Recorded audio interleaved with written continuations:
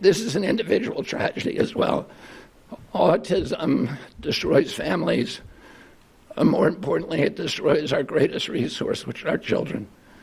These are children who should not be suffering like this. These are kids who, many of them were fully functional and regressed because of some environmental exposure into autism when they're 2 years old. And these are kids who will never pay taxes, they'll never hold a job, they'll never play baseball, they'll never write a poem, they'll never go out on a date. Many of them will never use a toilet unassisted. And we have to recognize we are doing this to our children. That is Health and Human Services Secretary Robert F. Kennedy Jr. So let me be clear, all right? Because this really got to me. What he said was ableist and a flat-out lie. By September, we will know what has caused the autism epidemic, and we'll be able to eliminate those exposures. Let's fact check this. First off, this whole timing thing that he's talking about, it's not true. Some independent experts and advocates say that's not nearly enough time to design and conduct a good quality study that could produce a reliable answer, reported NPR. It's no wonder why they want to defund PBS and NPR and discredit higher ed and discredit the science and discredit doctors. It's because the facts don't align with their policy. So they're coming after any institution and anybody who dissents. It is the embodiment of why they are attacking so many different areas. To come together and say that we're just going to get a bunch of scientists together and get an answer by September, that seems a little far-fetched. He also railed against how the number of autistic people has risen recently. A new survey from the CDC found autism prevalence in the States has increased from 1 in 36 children in 2020 to 1 in 31 today. He is completely missing the mark. Independent experts say the autism numbers are up because of better diagnoses, and the cause is likely a complex combination of factors, including genetic predisposition. And why are we seeing these rising rates? From doctors and advocates alike, they point to improved screening and additionally years of research that point to a wide variety of causes for the condition, including genetic, biological, and environmental factors. And with that... Are we watching White Lotus in here right now?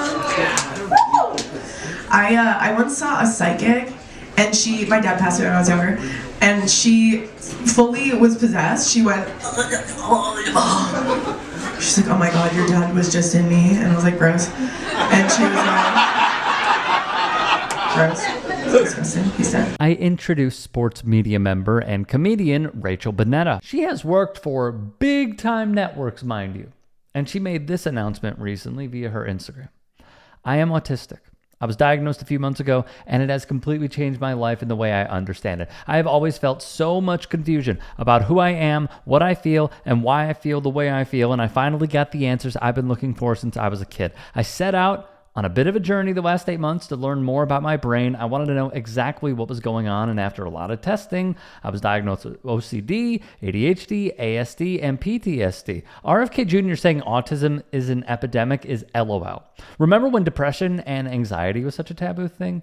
Girl, now we all got it. Thanks to continuous research, we are finally able to understand our brains, and that info helps us navigate the world. So yes, diagnosis numbers are up, but autism has been here a long time, and it's beautiful. It's a gift, and I feel lucky that I get to experience this funky little brain. And then there's this phenomenal moment that occurred on ESPN with former quarterback Dan Orlovsky. Today is April 2nd. It's World Autism Awareness Day. I have an autistic son. He's actually here with us, named Madden, and his superpower is drawing. He loves art. He loves to draw animation characters, and so today's studio is going to be The art of it is decorated all by Madden. It's all of his drawings, and he just walked into the setup of the studio today, and this was his reaction. On the set of NFL Live, on Autism Awareness Day, which was April 2nd, the studio was designed by Orlovsky's son, Madden's drawings. You only hold up one. Give me a character from one of your favorite movies. Well, who is Andy's first toy? Andy's first toy is... Ooh. Us? Woody. Woody! I love it. You got a friend in me. That is not it. Can he sing too? Dan. You got a friend in me. Oh, got it. I'm the wrong. He can draw. Rub ahead, and you're miles and miles from your nice warm bed. Yay! Just remember what your old pal said. Boy, you got a friend in me. Some other folks might feel a little bit smarter than I am. Bigger, strong, but maybe. But none of them. Well, I will love you the way I do. It's me and you, boy. And as the years go by. Oh.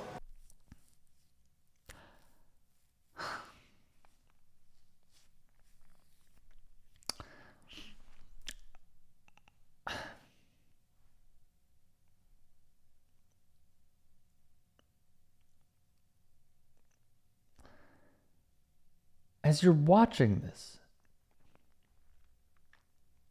and maybe this is the parent in me that's just hitting me. As you're watching this, and then you couple that with what the head of an agency and a government official is saying, it's just wrong. It's just wrong. Where is our moral compass? Where is our empathy? The baseball line, the taxes line, needing assistance line. He doesn't know anything about this. And he's supposed to be the agency that helps people like this? Are you kidding me?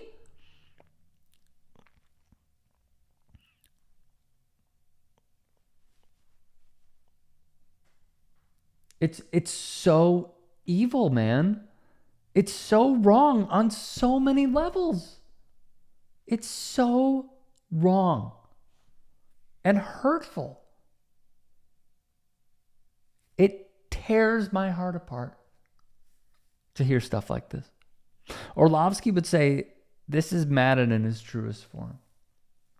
That's who RFK is going after, along with countless others. The biggest factor is him blaming the environment, right? That's what he kept saying. It's the environment. It's the environment. Or more like, it's the environment.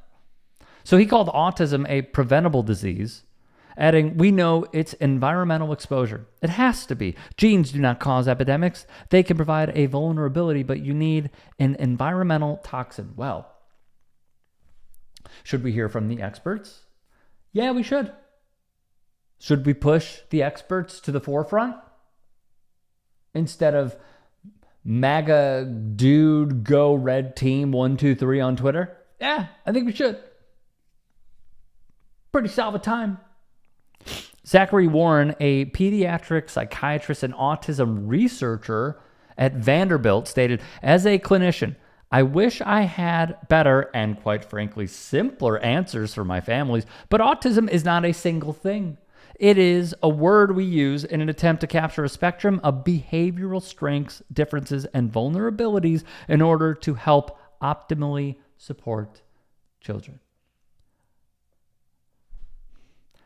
If RFK really does think he's helping, maybe a little self-reflection in thinking, oh, a simple cause and effect formula.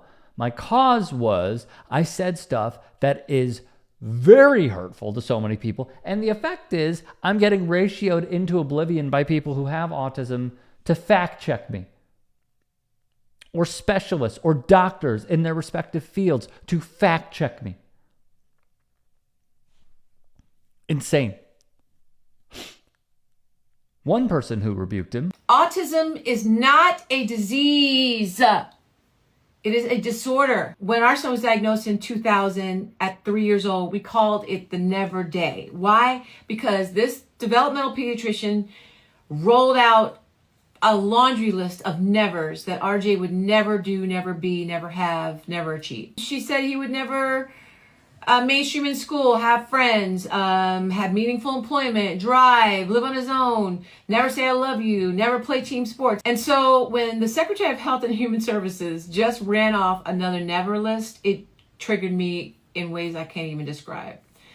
And now 24 years later, RJ is 27 now, and he has actually checked off and shattered most of those nevers off of that list. So when I hear someone like Robert F. Kennedy Jr. say and describe our children as family destroyers, I felt the weight of every parent who's ever had to fight 3 times, 4 times as hard just to prove their child's worth. And it just plays into every stereotype and stigma that every person with autism has ever had to fight to overcome. And as an advocate, I've had to fight against as well, and a mom. Because what he's peddling here is not just ignorance, it is institutionalized hopelessness. From the very office that's supposed to protect public health, we're getting fear and shame and blame and misinformation. Hey guys, quick break in the action. I have a new show coming out called The Rick Strom Show. It is going to be awesome. I'm interviewing musicians, athletes, producers, writers, journalists, authors, sports doctors. Go check it out at youtube.com/@TheRickStromShow. Also be sure to throw me a follow on Instagram, Threads, Blue Sky. It can all be found in the description box below. Thank you. Autism didn't break my family. It made us braver. It made us closer. It made us more compassionate. If anything, I think my son didn't rob me of having a normal child. He gave me a new lens of what it means to love unconditionally. Actress, singer, and autism activist Holly Robinson Pete weighed in. Dr. Brian Suter, who we have featured on this channel many times, would type, "This should be grounds for being fired." Normally, it would. But now, clean. You could say whatever you want. The meta is saying stuff that he said and getting away with it. Suter, he's clearly never met or been around anyone with autism. That was my takeaway as well. I'm all for his healthier foods initiatives, but RFK Jr. has some truly terrible and uneducated opinions on medicine and healthcare that is coming from a literal doctor. Now, of course, there are different amounts of support that people on the autism spectrum are going to need with different tasks in life. And, you know, they're going to have different levels of needs, but these are things that they can overcome. And any official that's tasked with leading this nation's health policies, they should be celebrating the resilience of families that have overcome things, not dismissing them and giving us another never day. Rob Wood would tweet, "This is my 31-year-old autistic son, Kelsey. He's kinder than any Republican. He works every day, pays taxes, spends hours a day learning, helps others, and is way smarter than RFK will ever be." Ironically, most of the challenges facing autism families revolves around access to diagnosis and treatment and support, especially in Black and brown communities who are diagnosed way later than white communities, sometimes 2 to 5 years later, and they miss these crucial windows of intervention. I was not diagnosed with autism in 1994 when I initially did it. It took me 5 years to get diagnosed later.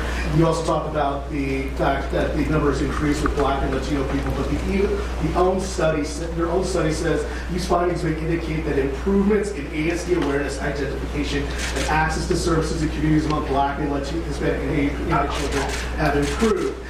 Do you think that, are you denying that in the past Black, Latino, and AAPI people had not been diagnosed? They've been diagnosed with behavioral disorders, they've been disciplined, they've been incarcerated, and now they're finally getting the services that they need. Eric Michael Garcia is the journalist in this clip. He'd add, "Hey, that's me. My name is Eric Garcia. I am an actually autistic journalist who wrote a book called We're Not Broken that debunks RFK Jr.'s lies." That book can be found via HarperCollins.com. We need leaders who see our kids not as some kind of Debbie Downer doomsday cautionary tales, but as citizens with potential and value and purpose and voices that matter, even those who are nonverbal. Autism is not a family-destroying tragedy.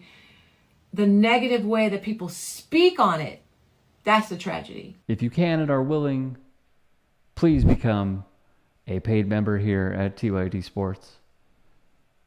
And or go to tyt.com/join. In addition, you can follow me on Twitter, Instagram, and TikTok. Appreciate it. Have a great day.